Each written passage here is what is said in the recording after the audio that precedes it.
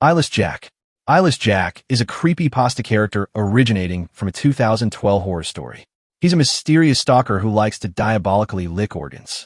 At the age of 19, our good old Jack, a college student, was used by a cult as a human sacrifice, which involved the removal of his eyes and a liquid mixture of hot tar and blood being poured into his sockets. Yeah, something tells me this wasn't pleasing. The sacrifice failed, resulting in the ritual accidentally turning Jack into this abomination, kidney-eating monster he is now. So yeah, canonically, what he's wearing isn't a mask that leaks ooze, that's his face. Here's the original story involving Jack. In a forest, our home dog Mitch moves in with his brother Edwin after losing their home. A week later, he wakes with a gash on his cheek and learns at the hospital that his kidney was surgically removed overnight. I wonder who could have done that. That night, Mitch wakes to find Eyeless Jack standing over him. He takes a photo before Jack attacks, clawing his chest. Mitch escapes into the woods, but is knocked unconscious. Upon waking in a hospital, Mitch learns Edwin was game-ended. Returning home, he finds Edwin's corpse and his own kidney nearby, partially eaten and covered in a black substance. So yeah, Jack really likes kidneys. Pennywise. Pennywise is not a mere clown haunting the sewers of Derry, but a timeless, shape-shifting cosmic predator that feeds on fear itself. Known simply as it, this entity originated from a void outside the known universe called the Macroverse, where its true form, composed of searing, incomprehensible deadlights, exists beyond human understanding. The clown persona is only one of countless disguises used to lure and terrify prey, especially children, whose fears are easiest to manipulate. It awakens every 27 years to feed, unleashing a cycle of death and terror upon the town before returning to hibernation beneath the surface. Though it can manifest as whatever its victims most fear, Pennywise the dancing clown has become its most iconic and effective form, a grotesque mimicry of innocence turned nightmare. And let's be honest, this ability to shape-shift into your worst fear, I'm probably not the only one getting boggart flashbacks from Harry Potter, right? Victims who see beyond the illusion are often driven mad or killed by exposure to the deadlights, a glimpse into the creature's true essence. Despite its immense power, it is not omnipotent. The entity was wounded and eventually defeated by a group of children, not through brute force, but through belief, unity, and the power of imagination. However, even in defeat, Pennywise remains a horrifying reminder that sometimes the most terrifying monsters are the ones that smile, dance, and wait in the dark. The Tickle Monster. The Tickle Monster, also known as SCP-99, is one of the friendliest creatures kept by the SCP Foundation. Unlike many other SCPs, the Tickle Monster is classified as safe because it's not dangerous. In fact, it brings happiness and helps people feel better whenever it's around. The Tickle Monster looks like a large orange blob. It weighs about 120 pounds, 54 kilograms, and has a peanut butter-like texture. People who are near the Tickle Monster say it smells good, like chocolate, fresh laundry, or even bacon. It is very playful and friendly, like a dog that loves attention. It jumps on people, wraps around them to give hugs, and tickles them with its little tendrils. When this happens, it makes happy noises like gurgling and cooing. The longer they spend time with it, the more joyful they feel during the day. The Tickle Monster is allowed to roam around the facility, but it has to stay in its pen between 8 p.m. and 9 p.m. to sleep. Some researchers think the Tickle Monster could be used to help people in ways we can't fully understand yet. The Tickle Monster may be a simple blob, but it's an important reminder that not all anomalies are dangerous. Slender Man.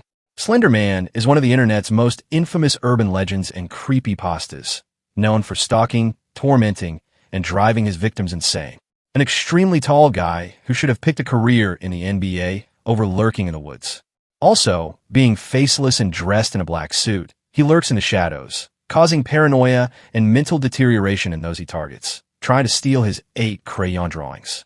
His supernatural presence is marked by eerie electronic interference, affecting cameras, radios, televisions, and so on. Slender Man rarely attacks outright.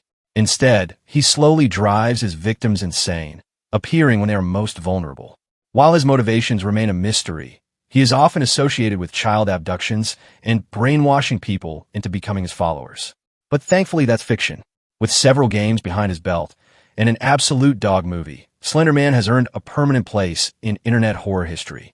Plague Doctor. The Plague Doctor is a mysterious figure contained by the SCP Foundation.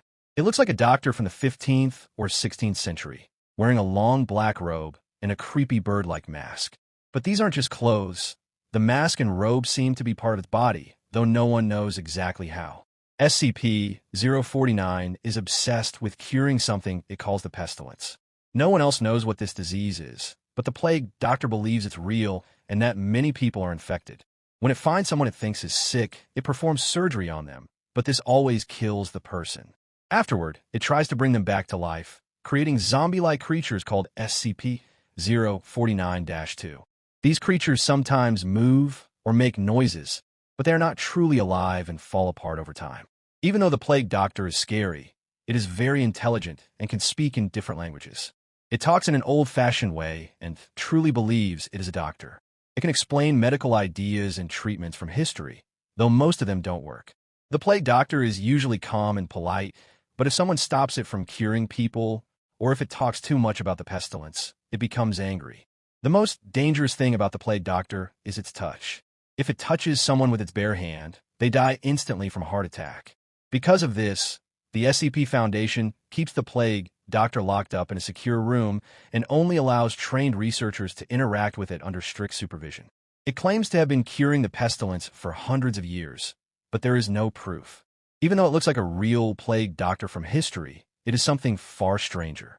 Shy Guy. The Shy Guy, known as SCP-096, is a tall, thin humanoid with pale skin, elongated limbs, and an unsettlingly featureless face. Despite its eerie appearance, SCP-096 is usually calm and docile, sitting quietly and avoiding attention. However, a terrifying transformation occurs if someone views its face, whether directly, through a photograph, or even via video footage. Upon being seen, SCP-096 enters a state of extreme emotional distress, covering its face and crying uncontrollably. After about 1 to 2 minutes, it begins a relentless pursuit of the individual who saw its face, referred to as SCP-096-1. This chase is unstoppable, with Shy Guy moving at incredible speeds to reach its target, regardless of distance or obstacles. Once it reaches SCP-096-1, it violently eliminates them, leaving no trace behind. After this, Shy Guy returns to its calm state and attempts to make its way back to its natural habitat. It's very hard to keep contained, and dangerous accidents have happened. This shows why strict rules are needed to prevent anyone from accidentally seeing its face. The King in Yellow. The King in Yellow is a mysterious and haunting figure originating from the eerie, forbidden play of the same name, whose mere reading can induce irreversible madness and despair.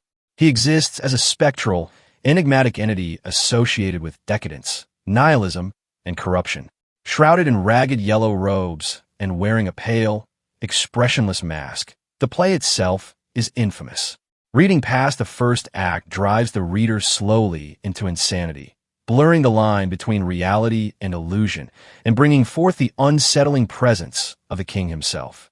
Within the strange mythos surrounding him, the King in Yellow is closely linked to the city of Carcosa, a dreamlike, otherworldly realm marked by decay and a pervasive sense of dread.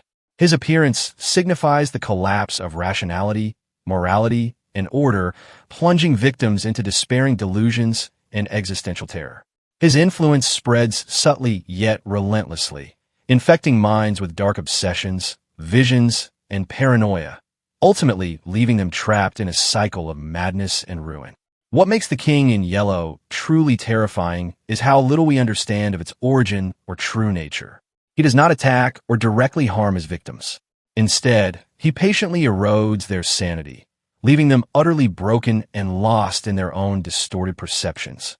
His existence stands as a grim reminder of how fragile the human mind truly is and how easily it can unravel into darkness. The Russian Sleep Experiment. The Russian Sleep Experiment Creepypasta appeared around 2010. It's about a fictional, yes, fictional, this isn't a real story, secret Soviet experiment in the late 1940s, where 5 political prisoners were kept awake for 15 days using an experimental gas stimulant. Initially, they were cooperative, but then the subjects descended into madness, paranoia, and self-inflicted injuries. By the time researchers intervened, the prisoners had become violent, resistant to sedation, and obsessed with staying awake like it was a Mr. Beast challenge. A chilling moment occurs when a subject, during surgery without anesthesia, demands, "Keep cutting." The climax reveals the last survivor, claiming they embody the darkness hidden within all humans, before being game-ended by a researcher.